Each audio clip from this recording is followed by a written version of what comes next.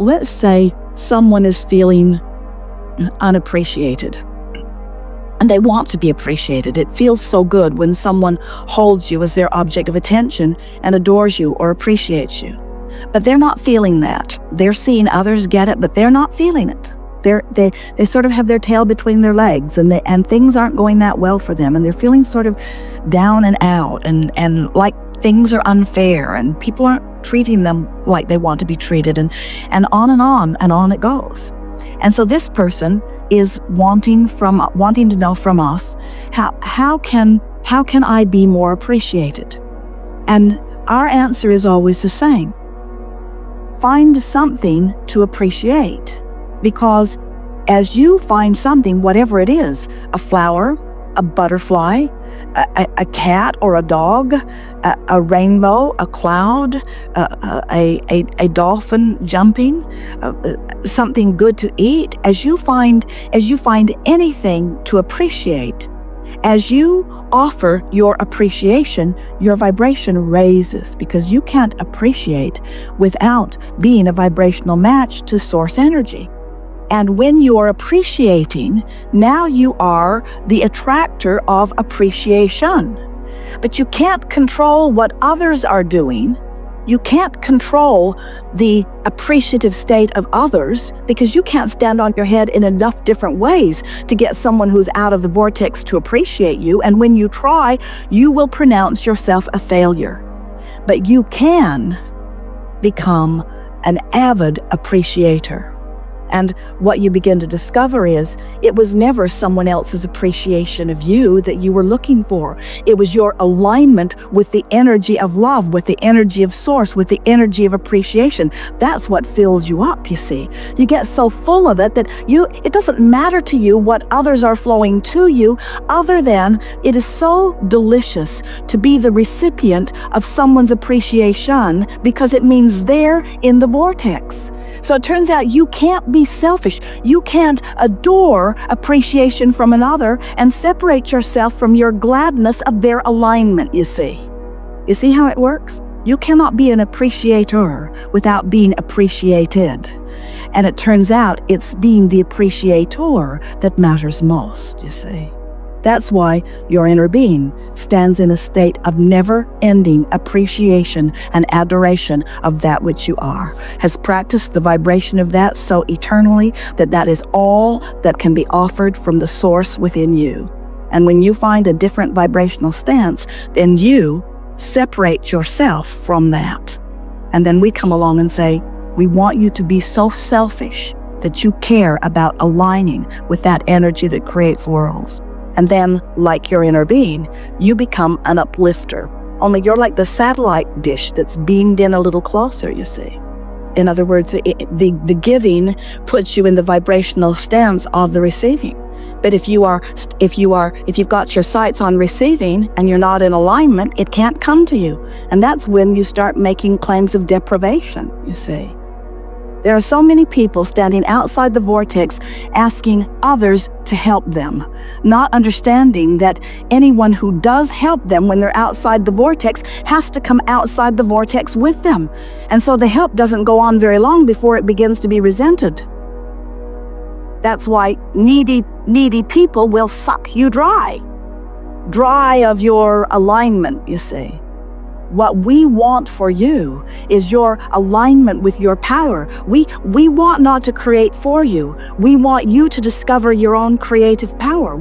You see, for us to be in the vortex, the only thing that we or anyone has to give to anyone else is the example of the vortex, because that's where all of the joy and all of the creative juices are, you see. So they are really one and the same. So your inner being is always broadcasting to you. And if you're not consistently in the vortex, even though your inner being is broadcasting utter appreciation and knowledge of who you are and is offering well-being, because your inner being is selfishly, hear this, tending to its own vibration, your inner being will not lead the vortex to find you wherever you are to lead you back in. Isn't that interesting? Your inner being maintains its vibrational frequency knowing that you will find it. Don't you love having an inner being who has that kind of confidence within you?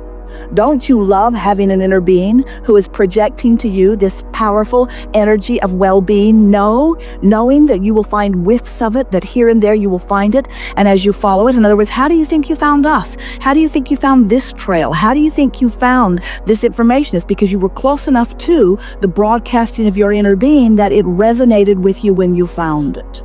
And if you will maintain enough selfishness to care about how you feel, you'll practice the energy of your being enough to know that you will know of yourself what your inner being knows, you see. So now let's go back to something. The basis of it is in understanding that the problem and the solution are entirely different vibrations, just as the question and the answer are different vibrations.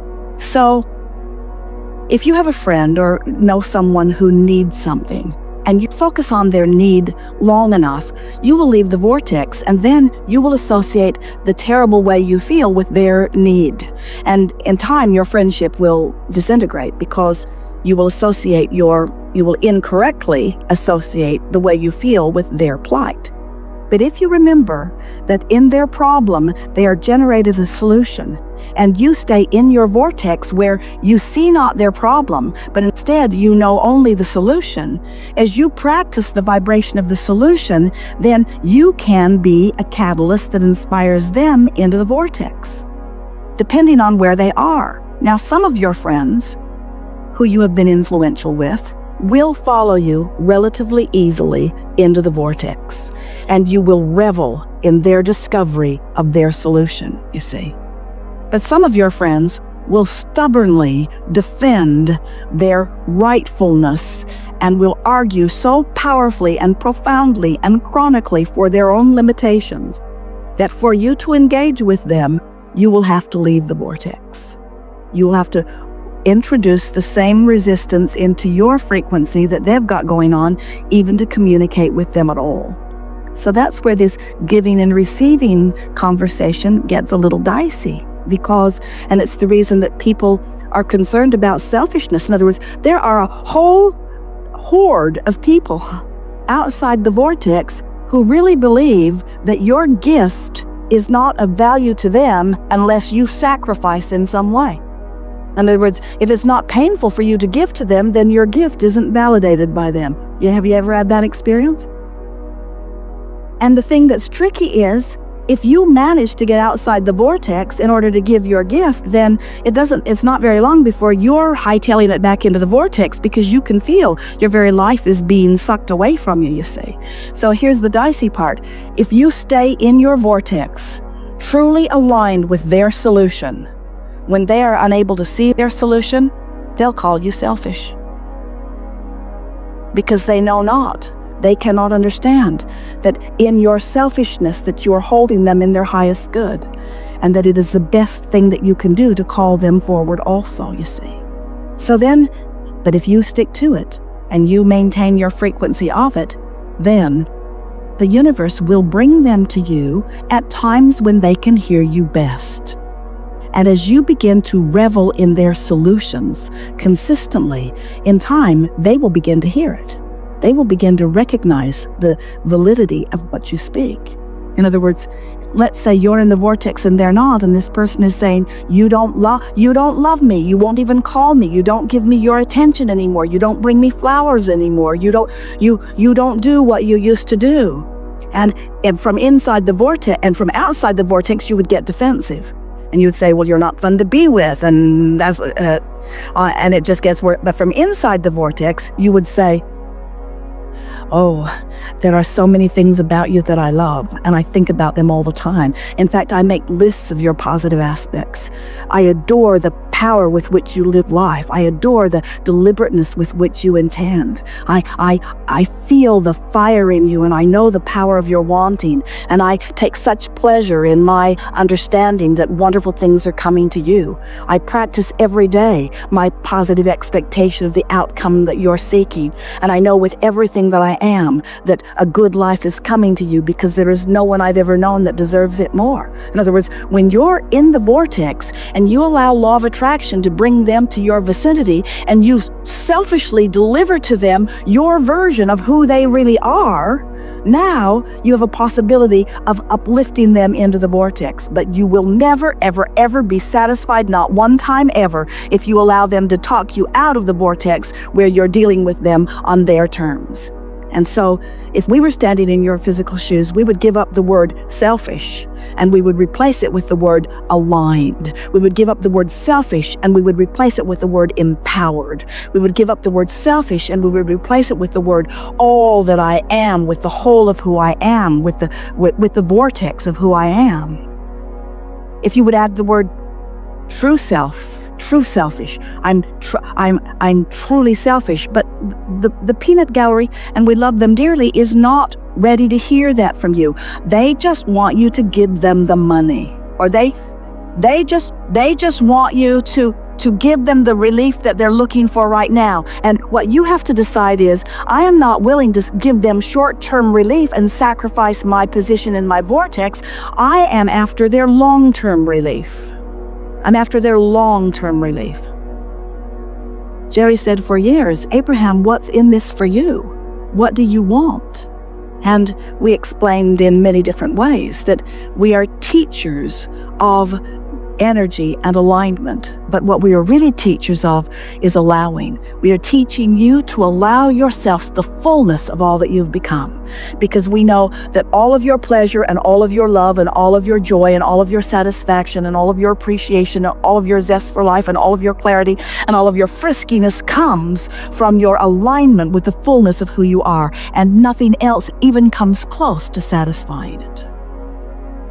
So there are a lot of people that try to fill that gap with stuff. They buy one more thing and bring it home, or eat something, or snort something, or shoot something, or drink something. In other words, they want relief from resistance. But we know that you want far more than relief from resistance. You want the fullness, the full embracing of the fullness of who you are. You are creators with the power to create worlds flowing through you, you see. And nothing less than that will ever be satisfying for you.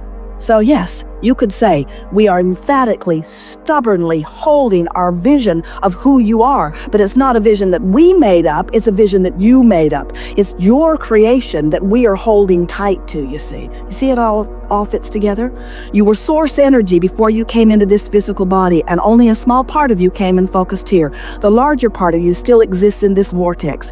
As you explore the contrast, knowing what you don't want, knowing what you do want, you launch these rockets with your inner being, and that's where we stand. We stand inside this vortex, holding steady the vibrational stance of all that you've asked for as you incrementally increase your vortex, as the capacity of who you are continues to increase. We hold steady to that vision. We hold steady to that vision, knowing with everything that we are that you will return to the vortex. And we know it for sure because when you croak, you have no choice, because when you withdraw your consciousness from things that are bothering you, you reemerge into the wholeness of who you really are, and we revel. So why are we playing this game with you now? Because you came forth in this life experience to know the fullness of who you are, to selfishly express this energy that creates worlds. You are not humans who are inferior to that which is source, trying to catch up. You are extensions of that which is source. And so your discovery is our discovery. Your pleasure is our pleasure. Your knowing what you want is our knowing what we want, you see. There is no you getting yours without us getting ours. It can't happen. Selfish, working out real well.